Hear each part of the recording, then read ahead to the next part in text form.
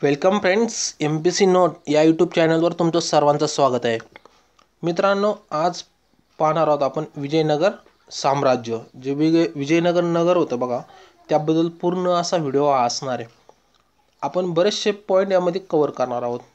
तुम्हाला माहीत असेल बघा, तुम्हाला स्क्रीनवर दिसत असेल याचे प्रमुख 4 वंश कोणते होते, प्रमुख विदेशी यात्री कोण आले होते, नंतर प्रशासकीय व्यवस्था, ते न्याय प्रशासन कसं होतं, सामाजिक व्यवस्था कशी होती, नंतर मुद्रा व विदेश व्यापार कसा होत होता, साहित्य आणि जल व्यवस्था किंवा जल प्रबंधन म्हणतो. तर अशा प्रमुख घटकावर काय करणार आहे आपण फोकस करून आजचा व्हिडिओ कंप्लीट करणार आहे. त्यापूर्वी मित्रांनो, तुम्ही जर आपले MPC नोट चॅनल जर सबस्क्राईब केलं नसेल तर नक्कीच सबस्क्राईब करा. तुम्हाला माहीत असेल ज्यावेळी मोहम्मद बिन तुगलकाच्या काळात जो महत्त्वाचा शासक होऊन गेला मोहम्मद बिन तुगलक, याच्या काळामध्ये काय झालं, जो महत्त्वाकांक्षा होता जग जिंकण्यासाठी, पण त्याच्या काळात त्यांनी अनेक योजना राबवल्या होत्या, पण त्या सर्व फेल झाल्या होत्या. तुम्हाला मागच्या व्हिडिओमध्ये मी मोहम्मद बिन तुगलकाचा जो व्हिडिओ आणला त्यामध्ये सांगितलं होतं. त्याच टायमाला काय झालं, मोहम्मद बिन तुगलकाने जे हरिहर बुक्का होते, जे हिंदू 2 व्यक्ती होत्या, त्यांना काय केलं, त्यांनी त्या दोनच नाही तर बरेच हिंदूंना काय केलं, त्यांनी धर्मांतर करून त्यांना मुस्लिम धर्म स्वीकारायला लावला होता. पण हरिहर बुक्का यांनी काय केलं, स्वतःची सुटका करून ते दक्षिणेत गेले. तिथं गेल्यानंतर एक साधू मार्फत त्यांनी काय केलं, हिंदू धर्माची पुन्हा हिंदू धर्म काय केला, स्वीकारला. तर स्वीकारल्यानंतर त्यांनी काय केलं, जे दक्षिणेतलं होयसळ साम्राज्य होतं आधी बघा कर्नाटक इथे, तर त्यांनी त्या राज्याचं काय केलं, त्या राज्याला हरून तिथे काय केलं, त्यांनी आपलं राज्य स्थापन केलं. त्याचं नाव काय होतं, विजयनगर साम्राज्य. ते जवळजवळ 1336 ते 1565 दरम्यान होतं. तर जे विजयनगर साम्राज्य होतं ते तुंगभद्रा नदीकाठी कर्नाटक हम्पी या ठिकाणी, आज जे आजचं हम्पी बघा त्या ठिकाणी ते वसलेलं होतं. तर तुम्हाला मी आत्ता सांगितलं की ते आधी कोणतं साम्राज्य होतं, होयसळचं साम्राज्य. तर आपण त्याच्याबद्दल पूर्ण असा व्हिडिओ असणार आहे. तर पहा मित्रांनो, तिथं जे प्रमुख वंश झाले ते 4 वंश होते. कोणते 4 वंश होते बघा, पहिले एक संगम वंश होता 1336 ते 1485. हरिहर व बुक्का या 2 भावांनी स्थापना केली. तुम्हाला शेजारी डायग्राम दिली बघा, चित्र दिलं आहे बघा डाव्या साईडला. नंतर दुसरा वंश झाला सालू वंश. 1485 ते 1505 दरम्यान यांनी काय केलं, राज्य केलं. त्यानंतर तुलू वंश महत्त्वपूर्ण शासक होते. सालू वंश एवढे नव्हते, त्यांना काही व्यवस्थित राज्य करता नाही आलं. पण तिसरं बघा तुलू वंश 1505 ते 1570. नंतर अरविडू वंश जे 1570 ते 1650 या काळात त्यांनी काय केलं, राज्य केलं. आणि अरविडू वंश काळात काय झालं, यांच्याकडून सत्ता गेली. तर बघा, हरिहर व बुक्का या 2 भावांनी काय केलं, विजयनगर साम्राज्याची स्थापना केली. हे महत्त्वाचं आहे आपल्याला. तर क्वेश्चन बनू शकतो की विजयनगर साम्राज्याची स्थापना कोणत्या 2 भावांनी केली. तर खाली पर्यायामध्ये काय असणार आहे, हरिहर व बुक्का यांनी जवळजवळ 229 वर्ष राज्य केले. बघा, जे विजयनगर साम्राज्य होतं, हिंदू साम्राज्य म्हटलं जातं, तर ते जवळजवळ 229 वर्ष यांनी काय केलं, जे कर्नाटक हम्पी येथून काय करत होते, राज्य करीत होते. तर पहा मित्रांनो, जे विजयनगर हिंदू साम्राज्याची स्थापना ही मोहम्मद बिन तुगलक काळात झाली. मी तुम्हाला सांगितलं याचा उद्देश फक्त होता हिंदू लोकांचे रक्षण करणे, व जे हिंदू लोक होते जे मुस्लिममध्ये कन्वर्ट झाले तर त्यांना परत हिंदूत आणणे, हे याच्यासाठी या विजयनगर साम्राज्याची स्थापना करणे हा उद्देश होता. तुम्हाला थोडक्यात आपले पॉईंट मी दाखवतो स्क्रीनवर. तुम्हाला बघा, आज संगम वंश, नंतर सालू वंश पाहणार आपण, तुलू वंश पाहणार आहे, नंतर प्रमुख विदेशी यात्री कोण आले ते विजयनगरमध्ये ते पाहणार आहोत, प्रशासन व्यवस्था कशी होती, नंतर समाज व्यवस्था, व्यापार कसा चालला होता, मुद्रा आणि जलप्रबंधन कसं केलं, ते संपूर्ण असे आपण माहिती पाहणार आहोत. तर पहा मित्रांनो, पहिला पॉईंट आहे बघा, जे पहिला वंश आहे तो संगम वंश आहे बघा. तर संगम वंश तुम्हाला माहीत असेल, संगम वंशची स्थापना कोणी केली, हरिहर व बुक्का. एकच झाली स्थापना त्याला बघा.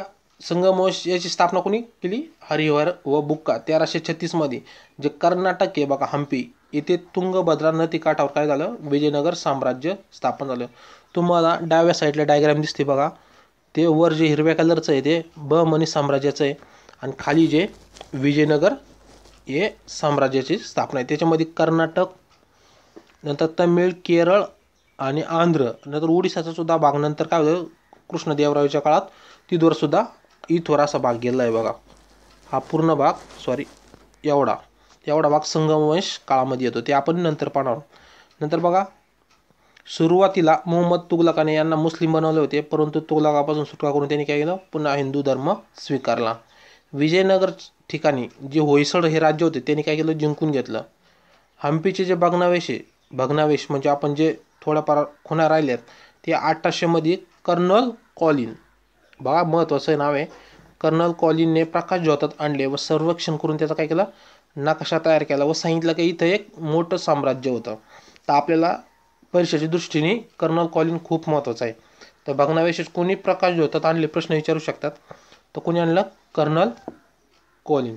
तर बघा जे संगमवंश होते त्यांचं काय जे हे होतं बघा बहमनी साम्राज्य यांच्याशी काय जायचं, कारण जे दोहा भाग होता याच्यावरून ते काय होतं कायम त्यांच्याशी भांडणं व्हायचे.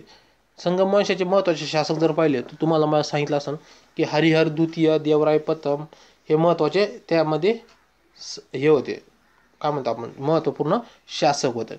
तर बघा बुक्का जेव्हा होता नंतर शासक झाल्यानंतर त्यांनी काय केलं गंगा नदीचे वर्णन हे पहिल्यांदा कोण होता हरिहर यांनी बरेच वर्ष राज्य केलं. नंतर त्याचाच भाऊ जो बुक्का होता यांनी राज्य केलं. तर यांनी काय सांगितलं गंगा नदीचे जे वर्णन केलंय ते मधुरा विजयम असं केलंय बघा. त्यानंतर हरिहर द्वितीय यांनी काय केलं गोवा व बेळगाव हे बहमनीपासून जिंकून घेतले. आणि महत्त्वपूर्ण म्हणजे हरिहर द्वितीय हा काय करीत होता श्रीलंका आहे जो आजचा देश आहे बघा तिथून काय करीत होता तो कर वसूल करीत होता. यांनी भरपूर असे प्रयत्न म्हणजे जे राज्य विस्तारासाठी खूप प्रयत्न केले होते, कारण याची जी माहिती भेटते हरिहर द्वितीयची तर ती पोर्तुगीज लेखक किंवा जे नुनीस होते त्याच्या पुस्तकात ही माहिती भेटते. हा बरेच देशांकडून काय करीत होता कर घेत होता. आणि याच्याच काळात जो अब्दुल रजाक आला होता बघा, अब्दुल रजाक जे आपण नंतर पाहणार आहे जे विदेशी भारतात आले.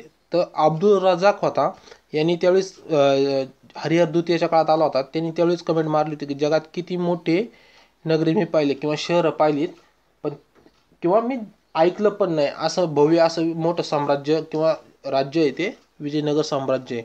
म्हणजे जगापैकी त्या काळातलं सर्वात सुंदर आणि देखणं शहर म्हणजे विजयनगर साम्राज्याची सिटी होती आणि त्याचं साम्राज्य होतं. हे त्यांनी त्या वर्णावरून अब्दुल रजाकच्या माहिती. हा क्वेश्चन आपल्याला MPSC प्रिलिमला सुद्धा विचारलेला आहे तर लक्षात ठेवा. त्यानंतर देवराय प्रथम याचा कालखंड होता 1496 ते 1422. काहींच्या 96 काहींच्या 1407 म्हणजे 16 वर्ष धरा किंवा 26 वर्ष, काही पुस्तकात वेगवेगळं दिलेलं आहे. नंतर बघा यांनी काय केलं हा शांतिप्रिय शासक होता जो देवराय प्रथम. पहिल्यांदा कोण राज्य केलं हरिहरने केलं, नंतर बुक्काने केलं, नंतर हरिहर द्वितीयने राज्य केलं, नंतर आता देवराय प्रथम जे 1496 ते 1422 धरा यांनी बहमनी राज्य शांती ठेवण्यासाठी खूप प्रयत्न केले. आणि यासाठी त्यांनी काय केलं आपल्या मुलीचा विवाह हा बहमनी साम्राज्याच्या फिरोजशाही किंवा फिरोजशाह बहमनीशी काय केला लावून दिला होता.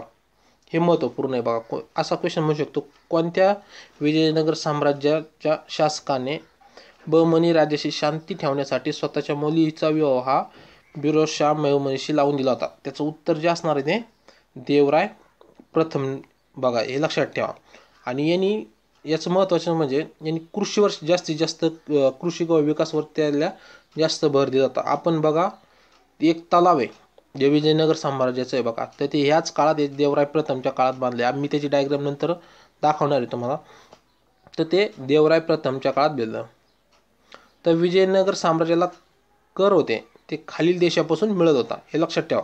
तर खालीलपैकी कोणत्या देशापासून कर मिळत होता आपल्याला क्वेश्चन बनू शकतो.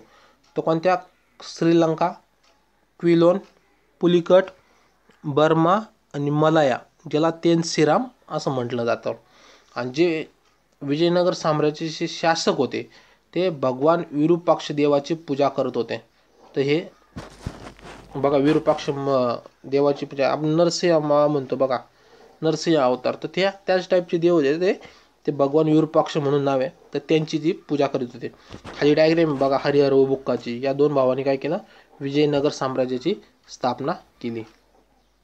त्यानंतर जे महत्त्वाचे शासक आले बघा तर ते येते सालू वंश 1485 ते 1505 असे 20 वर्ष शासन केले. हे काय एवढं महत्त्वपूर्ण नाही. ज्यावेळी संगम वंशचे शासक होते बघा, ते कमजोर झाले, त्यानंतर सालू वंशाने काय केलं, त्याचा फायदा घेतला. कारण ते सामंत होते आणि यांच्या बाजूने बरेच सरदार त्यावेळी होते. त्यांनी काय केलं, त्यावेळी त्यांना आपल्या याच्यामध्ये ओढून आपली राज्याची स्थापना केली. तर नंतर यांनी जे बलापहार म्हटलं यांना, कारण यांनी काय केलं, बलाच्या जोरावरती झालं, कमजोर शासकांचा फायदा घेऊन आपली तिथं सत्ता स्थापन केली आणि शेवटच्या शासकाची हत्या केली. हे महत्त्वाचं आहे. तर तिसरं बघा, चालू झालं आता तुलू वंश. तुलू वंशचे महत्त्वपूर्ण शासक आहे नरसिंह एक आहे, कृष्णदेवराय एक आहे आणि अच्युत देवराय असे 3 महत्त्वपूर्ण शासक आहे. पुन्हा एकदा ऐका, तुलू वंश जो तिसरा विजयनगर साम्राज्याचे वंश होता ते नरसिंह, नंतर कृष्णदेवराय आणि तिसरा आहे अच्युत देवराय. याच्या महत्त्वाचं म्हणजे कृष्णदेवरायच्या वर आपल्याला क्वेश्चन बनतात. तर बघा, यांचा दुसरा बलापहार होता. म्हणजे यांनी सुद्धा त्यांना काय जे सालू वंश होते त्यांच्यावर गैरफायदा घेतला व त्यांची जे शेवटचा शासक होता त्याची हत्या केली. तर नरसिंह हा तुलू वंशाचा यांनी काय केलं, तुलू वंशाची स्थापना ही विजयनगर साम्राज्यामध्ये केली. बघा, हे महत्त्वाचं आहे. त्यानंतर बघा, कृष्णदेवराय हा जो महत्त्वपूर्ण शासक, याबद्दल आपण माहिती पाहतोय. तर त्यावेळीचा हा महान शासक होता. तर बाबरनी सुद्धा याची काय केली होती, स्तुती केली होती. तर बाबरनी म्हटलं होतं की त्यावेळीचं सर्वात शक्तिशाली, पुन्हा एकदा बाबरनी कृष्णदेवरायला किंवा कृष्णदेवरायबद्दल कमेंट मारली होती की कृष्णदेवराय हा त्यावेळीचा सर्वात शक्तिशाली शासक होता, हे त्यावेळी सांगितलं. नंतर तुलू वंश काळात राज्यांना सर्व दिशांनी काय होत होता, विजय प्राप्त होत होता. काय होत होता, विजय प्राप्त होत होता. याच्या काळात अनेक अष्टदिग्गज होऊन गेले. बघा, कृष्णाच्या काळात महत्त्वाचे पूर्ण असे अष्टदिग्गज होऊन गेले. तर त्यांची थोडक्यात माहिती सांगतो मी. तर बघा, अल्लासिन पेदम नावाचा एक पहिला होता. त्यांनी मनुचरित नावाचं एक पुस्तक लिहिलं होतं आणि हरिकथा सार नावाचं लिहिलं. जो दुसरा होऊन गेला तो नंदी तिम्मन होता. परिजात हर नावाचं पुस्तक लिहिलं. नंतर भटमूर्ती म्हणून त्याने काय केलं, एक पुस्तक लिहिलं. भटमूर्ती एक अष्टदिग्गज होता. नंतर दुर्जटी नावाचा एक होता. नंतर माद्यगिरी मल्लम नावाचा एक होता. नंतर अच्चल राजू म्हणून रामचंद्र नावाचा एक अष्टदिग्गज होता. याचं महत्त्वाचं म्हणजे त्यांनी सकल कथा व सार जे होते बघा, जे अष्टदिग्गज हे साहित्य किंवा रचना जे म्हणत होता, पुस्तके किंवा कवी होते बघा, हे महत्त्वाचे. नंतर तेनाली रामकृष्णन होता. बघा, तेनाली राम, बघा आपण ती गोष्ट ऐकतो कृष्णदेवरायच्या कथा, तर त्या तेनाली राम म्हणतो आपण. तर हे कृष्णदेवरायच्या काळात होऊन गेलेला महत्त्वपूर्ण एक व्यक्ती होता. नंतर पिंगली सुरन हे एक महत्त्वपूर्ण, बघा, यांनी राघव पांडिव्य नावाचं पुस्तक लिहिलं. हे महत्त्वाचं आहे. आपल्याला फक्त तेनाली राम वगैरे विचारतात, तेवढं लक्षात ठेवा. नंतर जे तुलू वंश होते हे कृष्णदेवरायच्या काळात सर्व दिशांनी काय करत होते, यांना विजय प्राप्त होता. म्हणजे यांच्या काळात काय झालं, यांचा सत्ता विस्तार मोठ्या प्रमाणावर झाला. नंतर देवरायने आपले राजकीय विचार जे होते बघा, जे देवरायने आपले राजकीय विचार होते ते अमुक्त माल्यात यामध्ये व्यक्त केले होते. ते तेलुगू ग्रंथ आहे बघा, त्यामध्ये त्यांनी आपले विचार व्यक्त केले होते. याच्या संगी एक मोठं युद्ध झालं होतं बघा. जे बहमनी साम्राज्याचे शासक होते त्यामध्ये 1565 मध्ये तालिकोटा नावाचं युद्ध झालं होतं बघा. हे बहमनी साम्राज्याशी युद्ध झालं होतं. त्यामध्ये महत्त्वाचं म्हणजे बघा, जे विजयनगर साम्राज्य यामध्ये मुस्लिमसुद्धा संख्या होती आणि ते सुद्धा सैन्यात होते.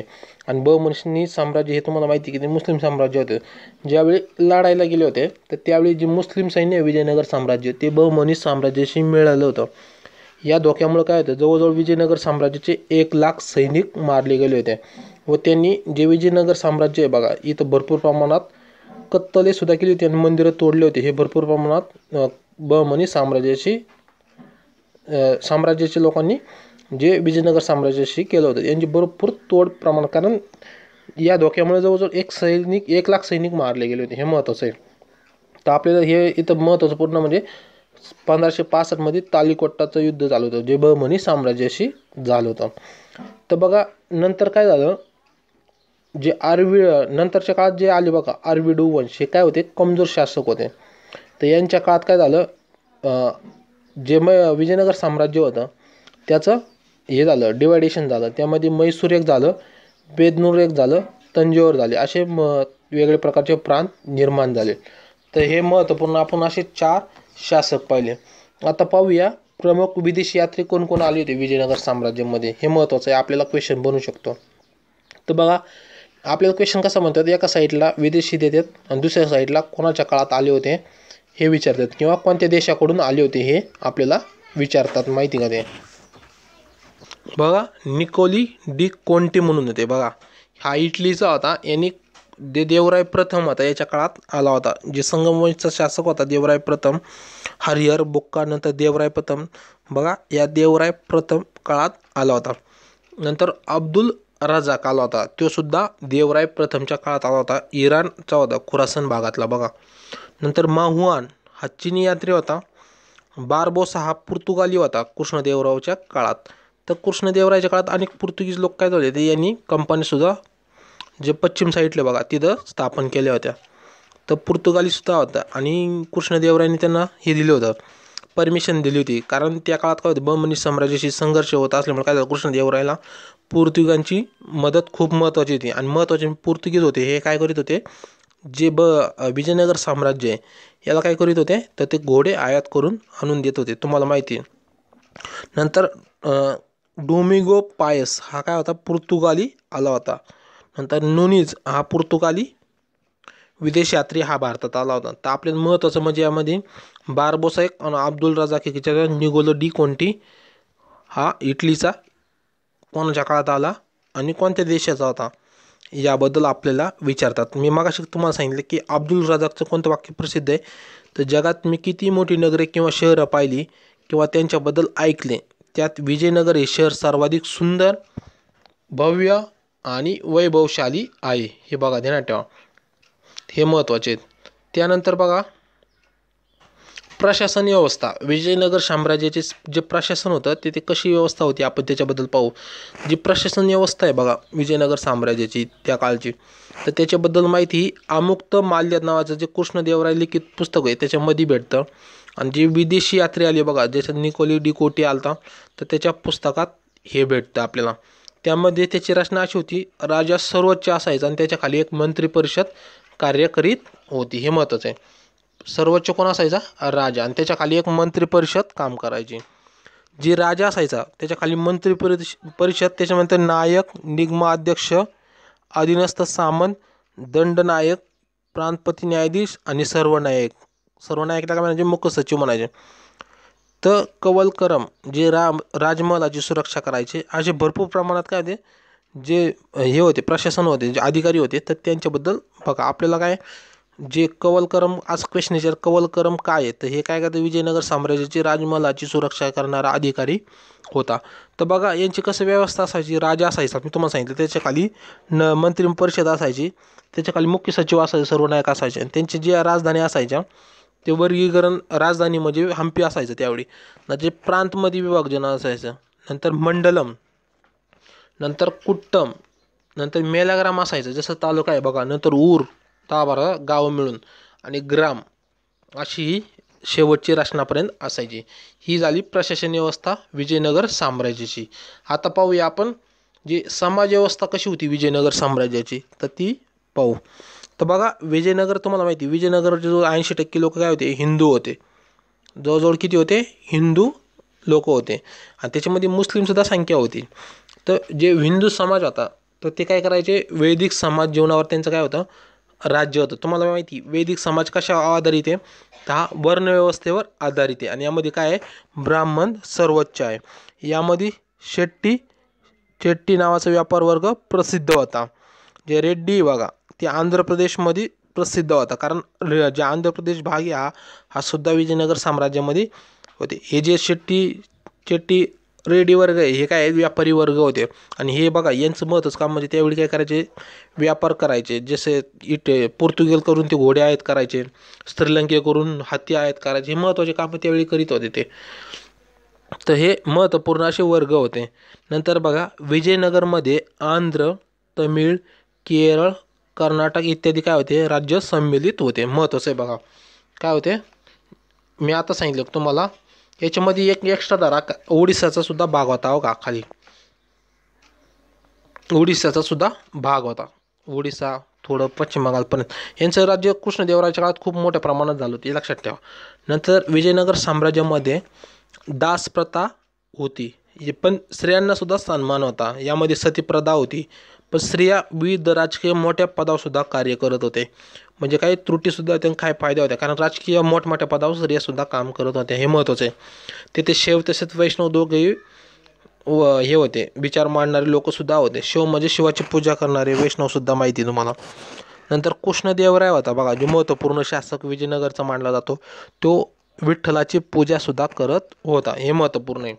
तर त्यामध्ये आपल्याला महत्त्वाचं पूर्ण कोणत्या व्यवस्थेवर आधारित होता तर विचारतील, तर प्राचीन हिंदू वैदिक समाज बघा याच्यावर काय होता हे होता आधारित होता. आणि कृष्णदेवराय हा कशाची पूजा करीत होता, खाली देतीन विठ्ठलाचे देतीन आणि शेवटी नरसिंहाचं सुद्धा देतीन बघा, किंवा आपण म्हणतो विरूपाक्ष मंदिर बघा, बरेच शासक ते विरूपाक्ष याचे ते करीत होते, पण कृष्णदेवराय जास्त प्रमाणात विठ्ठलाची पूजा करीत होते, हे महत्त्वाचं पुन्हा आहे. त्यानंतर हे बघा बघा विजयनगर जे याचं विजयनगर साम्राज्य आहे बघा, याबद्दल आपण व्यापाराविषयी माहिती पाहणार आहोत. बघा व्यापार हा मलाया, बर्मा, चीन, अरब, आफ्रिका, पोर्तुगीज या देशांशी व्हायचा. ध्यानात ठेवा, महत्त्वपूर्ण देश मलाया, बर्मा, चीन, अरब, आफ्रिका, पोर्तुगाल या देशाशी व्हायचा. विजयनगरचे जे हिरे होते ते खूप प्रसिद्ध होते जगात. ते जे पोर्तुगीज न्यायचे तर ते तिकडे विकत होते, त्याच्यामुळे त्यांना खूप मोठ्या प्रमाणावर डिमांड होतं. ते हिरे वगैरे विकायचे, मसाले विकायचे आणि त्याकडून ते घोडे वगैरे आयात करायचे पोर्तुगीजांकडून. तर बघा श्रीलंकापासून ते हत्ती आयात करत होते, आणि जे पोर्तुगीज होते ते यांच्याकडून पोर्तुगीज करून ते काय करत होते, घोडे आयात करीत होते. जवळजवळ 300 बंदरे होती त्या काळी. त्यामधलं महत्त्वाचं पूर्ण असे कालिकट, बलबार बंदर होतं, हे महत्त्वपूर्ण ध्यान ठेवा. त्यानंतर मुद्रा बघा विजयनगर साम्राज्याचे कशा होत्या बघा. जे स्वर्ण शिक्के होते येथे खूप प्रमाणात प्रचलित होते. याचं जे वजन होतं स्वर्ण शिक्कांचं ते 52 ग्रॅम होतं. त्यामध्ये वारा हा सिक्का संपूर्ण भारतात स्वीकारला त्या काळी जायचा. म्हणजे कोणते व्यापारी समजा ह्या राज्यात गेले तर तिथे सुद्धा वराह हा नावाचा शिक्का पूर्ण प्रसिद्ध होता आणि ते स्वीकारित होते. त्यानंतर जे सोन्याचे लहान सिक्के होते बघा, सोनं त्याच्यातले लहान शिक्के होते त्यांना प्रताप म्हटलं जायचं. चांदीचे जे लहान शिक्के होते म्हणजे नाणे होते त्यांना काय म्हणायचे, तार म्हणायचे, हे ध्यानात ठेवा. सोन्याचे शिक्के यांना काय प्रताप आणि चांदीचे लहान शिक्क्यांना काय तार म्हणत होते. जे शिक्के होते किंवा नाणे होते, शिक्के इथं बरोबर काय करा तुम्ही नाणे लावा. ते जे नाणे होते त्याच्यामध्ये गरुड, हनुमान, लक्ष्मी, व्यंकटेश आणि बाळकृष्ण म्हणजे कृष्णाचं लहानपणीचं चित्र, तर हे आकृत्या त्यावर असायच्या. बघा तुम्हाला शेजारी खाली डायग्राम बघा, गरुडाचं चित्र बघा, जे हनुमान आहे बघा याचे सुद्धा नाणं आहे. नंतर भगवान व्यंकटेश मंदिराचं सुद्धा आहे आणि जे लक्ष्मीचं आहे देवीचं बघा, तर ते सुद्धा यांच्या आकृत्या या नाण्यावर असत होते, हे महत्त्वपूर्ण आहे.